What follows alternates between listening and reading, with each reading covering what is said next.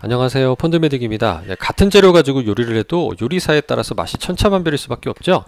자산배분 펀드 선택이 이래서 어려운 것 같습니다. IBK 플레인 바닐라 EMP가 그동안 잘 해주다가 올해 참 고생하고 있어서 오늘 영상을 좀 찍어보게 됐고요.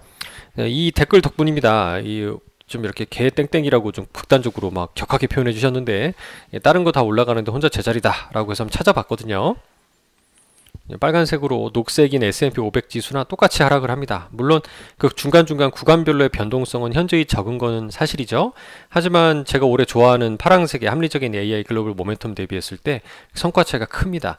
이게 이렇게 잘한다라는 걸 상대적인 비교를 통해서 다시 한번 느끼게 되네요.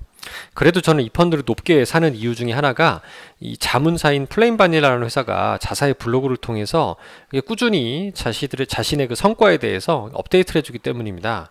그래서 뭐 때문에 잘했다 못했다를 좀 솔직하게 표현해 주는 게 이 투자자 입장에서 좀 덜 불안하게 만들어주는 요소가 되거든요. 특히 펀드 성과 부분에서 7월 15일 기준으로 얘기를 하고 있는데, 아마 이제 앞으로 며칠 내로 이제 8월 달 기준으로 최근 성과로 업데이트가 될 예정일 것 같은데요. 일단 이 당시 기준으로 살펴보면 국내 리츠 중심으로 대체 자산이 하락했던 게 이제 충격을 좀 가져왔다. 특히 리츠의 경우에는 급격한 금리 상승의 경우는 채권 투자 매력을 높이고 부동산에 있어서 대출 비용 높여 배당 수익 낮출 위험 등등도 얘기를 했는데, 이 대체 자산의 방어 자산으로서 리츠를 잘 활용하다 보니까 펀드 성과에 좀 부정적인 영향을 미쳤다는 거예요.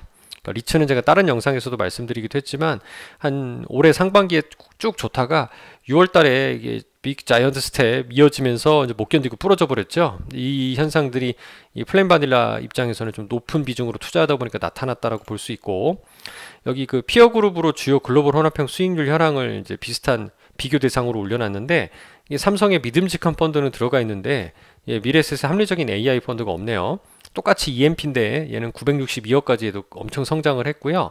올해 상당히 좋은 펀드입니다. 그래서 이 플레인 바닐라, 그다음에 나올 KTB 글로벌 멀티에셋 인컴, 키움 똑똑한 4차 산업 분할 매수에 이어서 거의 그 한 네 번째로 큰 펀드라고 볼 수 있겠습니다.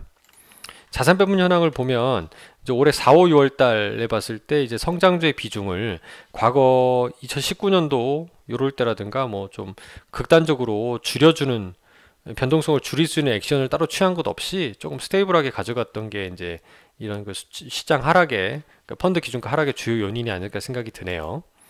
투자하는 종목도 보시면 S&P 500이나 나스닥이나 다우존스, S&P 500, 고배당 주식, 에너지, 인프라, 헬스케어, 반도체, 중국, 유틸리티 ETF, 주로 ETF에 투자하는 EMP라는 걸 볼 수 있고요.